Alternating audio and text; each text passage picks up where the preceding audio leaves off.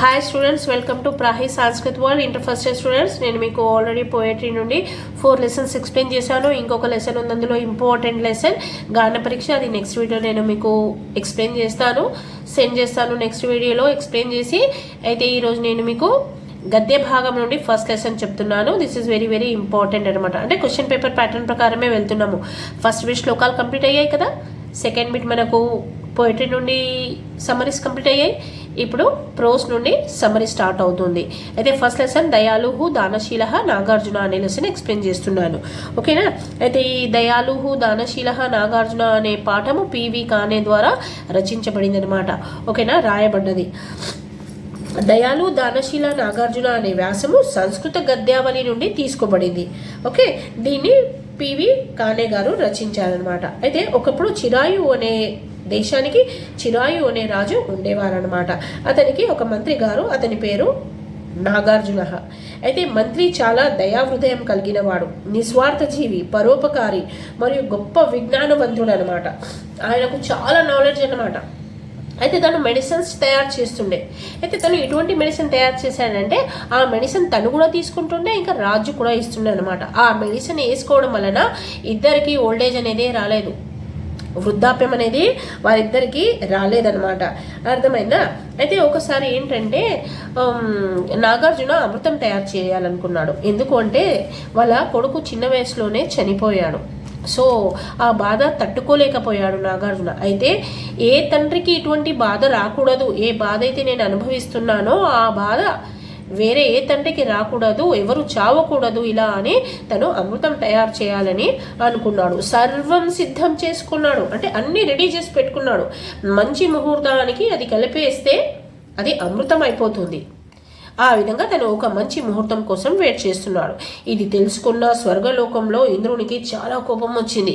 వచ్చి అశ్విని దేవతలకు ఇలా చెప్పారనమాట, వెళ్ళి నాగార్జునకు చెప్పండి, ఇక్కడికి తను చేసేది ఆపేసేయమని వార్నింగ్ ఇచ్చి పంపిస్తారనమాట. అప్పుడు అశ్విని దేవతలు ఇంద్రుని ఆజ్ఞ మేరకు, అంటే ఇంద్రుడు చెప్పారు కదా, ఆ మెసేజ్ తీసుకొని ఎవరి దగ్గర, నాగార్జున దగ్గర వచ్చి చెప్తారనమాట. నువ్వు ఏదైతే పని తలుచుకున్నావో ఆ పనిని ఆపేసేయి, ఇంతటితో నువ్వు అమృతం తయారు చేయాలనుకుంటున్నావు కదా, అది ఆపేసేయి. ఇక్కడ అవసరమా నీకు ఆ అమృతం తయారు చేయడము? నువ్వేం చేయాలనుకుంటున్నావు? మనుషులకు దేవతలకు సమానంగా చేయాలనుకుంటున్నావా? ఒకవేళ ఎవరు చావలేదు, పుట్టుక మాత్రమే ఉంది, చావు మరణం లేదు అంటే ఎవరికి భయము భక్తి అనేది ఏమీ ఉండదు. కష్టం అనేది కూడా ఈ లోకంలో కనిపించదు. దయాగుణం, భక్తి గుణం, అసలు ఏమీ ప్రేమ అనురాగాలు కూడా ఉండవు. నీకు దేవతలతో పోరు అవసరమా? ఎందుకు ఇలా చేస్తున్నావు? ఏదైతే చేస్తున్నావో ఇక్కడికి ఆపేసేయి. నువ్వు నీకు కాదు దేవతలతో పోరు అవసరము అనుకుంటే నువ్వు చేయి, కాదు నాకు దేవతలతో పోరు అవసరం లేదు అనుకుంటే ఇక్కడికి ఆపేసేయి. ఇంద్రుడు ఈ విధంగా చెప్పాడు, నువ్వు ఏదైతే ఆలోచిస్తున్నావో దాన్ని ఇక్కడ ఆపేయని చెప్పేశారు. అదే నీకు నచ్చి చెప్పడానికి వచ్చాము మేము. కాబట్టి అమృతాన్ని తయారు చేయకు. నువ్వు ఏదైతే బాధలో అమృతాన్ని తయారు చేయాలనుకుంటున్నావో, అంటే నీకు పుత్రుడు చనిపోయాడు కదా, నీ పుత్రుడు, ఆ వియోగం తట్టుకోలేకపోతున్నావు. కానీ నిజం చెప్పాలంటే నీ పుత్రుడు స్వర్గలోకంలో చాలా సంతోషంగా ఉన్నాడు. కాబట్టి మనిషి పుట్టాడు అంటే గిట్టక తప్పదు కదా, అది ప్రకృతి చేతిలో ఉంది, మన చేతిలో లేదు. అది విధి రాత, దాన్ని ఎవరు మార్చలేరు. కాబట్టి నువ్వు అమృతాన్ని తయారు చేసే ఆలోచన ఆపేసేయని వాళ్ళిద్దరూ చెప్తారనమాట. అప్పుడు నాగార్జున ఆలోచిస్తాడు, అవును నాకు దేవతలతో పోరు అవసరమా, ఎందుకులే అని తను అక్కడికే ఆపేస్తాడనమాట. ఆపిన తర్వాత ఇక్కడ చిరాయు ఏం ఆలోచిస్తాడంటే తన కొడుకు అయిన జీవహరని పట్టాభిషేకం చేయాలని ఆలోచిస్తాడనమాట. ఆలోచించి అన్ని సర్వం సిద్ధం చేస్తాడు. అందరూ సామంతరాజులు వస్తారు, అందరూ వస్తారు, పట్టాభిషేకం కూడా జరిగిపోతుంది. అంటే జీవహరాన్ని యువరాజులాగా చేసేస్తారనమాట పట్టాభిషేకం చేసి. సో జీవహర చాలా సంతోషంగా ఉంటాడు, చాలా హ్యాపీ ఫీల్ అవుతాడు అనమాట. అరే నేను యువరాజుని అని వెళ్ళి తన తల్లి దగ్గర వెళ్ళి ఆశీర్వాదం కోసమని వెళ్తాడనమాట. తల్లిగారికి చెప్తాడు, నాకు బ్లెస్సెస్ మమ్మీ, నేను యువరాజుని అయ్యాను అని. సో ఆశీర్వాదం తీసుకోవడానికి వెళ్తే వాళ్ళ మదర్ ఆశీర్వాదం అయితే ఇస్తుంది, కానీ తన కొడుకుకి ఏం చెప్తుంది అంటే, ఒట్టిను ఒక యువరాజు అయితే ఇంత సంతోషపడుతున్నావా? యువరాజు అయితేనే సంతోషంగా ఉన్నావా? నువ్వు రాజయ్యావా ఇంత సంతోషించడానికి? ఒక విషయం గుర్తుపెట్టుకో, నువ్వు రాజు కూడా కాలేవు. ఎందుకంటే నీలాగా ఎంతోమంది నీ అన్నలు పుట్టారు, యువరాజులు అయ్యారు, చనిపోయారు. కానీ మీ తండ్రి గారు చావలేదు, వాళ్ళు ఎప్పుడు రాజులు కాలేరు. అదేవిధంగా నువ్వు కూడా యువరాజులాగానే ఉంటావు, రాజు కాలేవు. ఒకవేళ నువ్వు రాజు కావాలి అని అనుకుంటే నా మాట విను. రేపు మధ్యాహ్నం పూట భోజనము చేసే సమయానికి నాగార్జున దగ్గర వెళ్ళి నువ్వేం చేయాలి, అక్కడ నాగార్జునకి తల నరికి ఇమ్మని చెప్పు. అయితే ఆ సమయంలో అంటే మధ్యాహ్నం పూట భోజనం సమయము పూట నాగార్జునకి వెళ్ళి ఎవరైనా ఏదైనా అడిగారనుకో తను కాదనకుండా ఇచ్చేస్తాడు.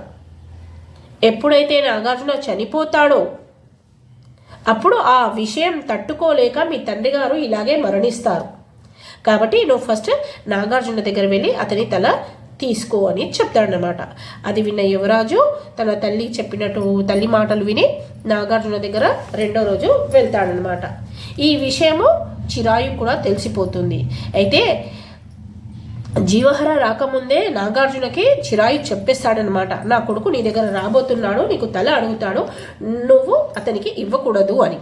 అయితే అప్పుడు నాగార్జున ఏం చెప్తాడంటే, నా దగ్గర నా ద్వారము దగ్గర ఎవరైతే చేతులు జాచి నాకు ఇది కావాలయ్యా అంటే నేను ఒట్టి చేతులతో పంపాను, అది నా సంస్కారం కాదు. దానం అడిగితే దానము నేను తప్పకుండా ఇస్తాను, అది నా ప్రాణం కానివ్వు, నా తల కానివ్వు, ఇంకేమైనా కానివ్వండి అని రాజుగారికి చెప్తాడనమాట. అయితే మధ్యాహ్నం పూట జీవహార నాగార్జున దగ్గర వెళ్తాడు. కరెక్ట్ భోజనం సమయానికి వెళ్ళగానే నాగార్జున రా నాయనా నీకేం కావాలి అని అడుగుతాడనమాట. నాకు మీ తల కావాలి, నరికిచ్చేయండి అని చెప్తాడనమాట. అప్పుడు నాగార్జున ఏం చెప్తాడంటే, నా తలతో నీకేం పని, ఈ తలలో ఏం లేదు, ఒట్టి రక్తము నరాలు తప్ప ఏం లేదు, నీకు పనికి వచ్చే ఏ వస్తువు అందులో లేదు, నీకేదైనా పనికి వచ్చే వస్తువు అడుగు నాయన, ఈ తల నీకు పనికి రానిది అంటే కాదు నాకు మీ తలనే కావాలి అని కోరుకుంటాడనమాట.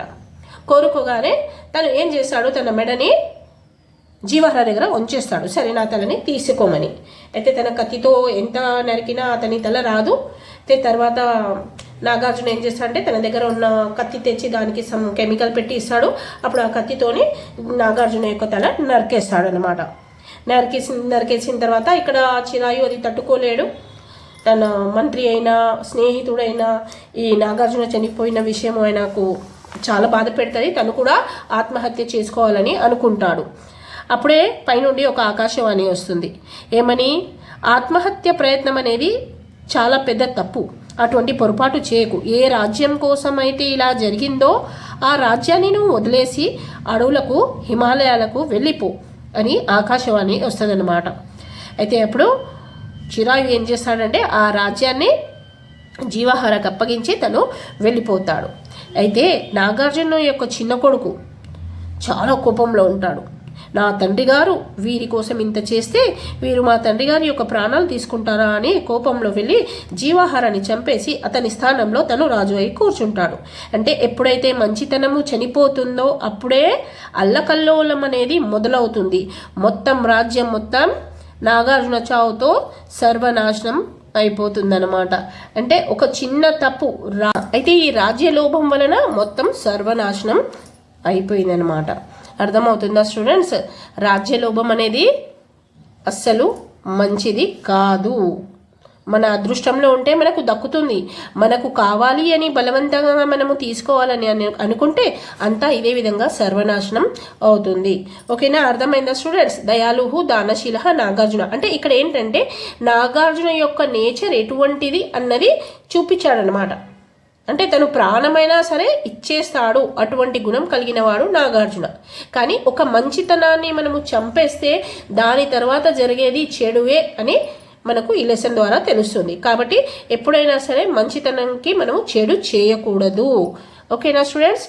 అర్థమైందా అందరికీ? ఒకవేళ లెసన్ బాగా అర్థమైతే మీరు లైక్ చేయండి, షేర్ చేయండి, సబ్స్క్రైబ్ చేయకపోతే సబ్స్క్రైబ్ చేయండి. ఇంకేమైనా ఉంటే కమెంట్ చేయండి. కమెంట్ ప్రకారం నేను మీకు నెక్స్ట్ వీడియో పంపిస్తాను. Thank you.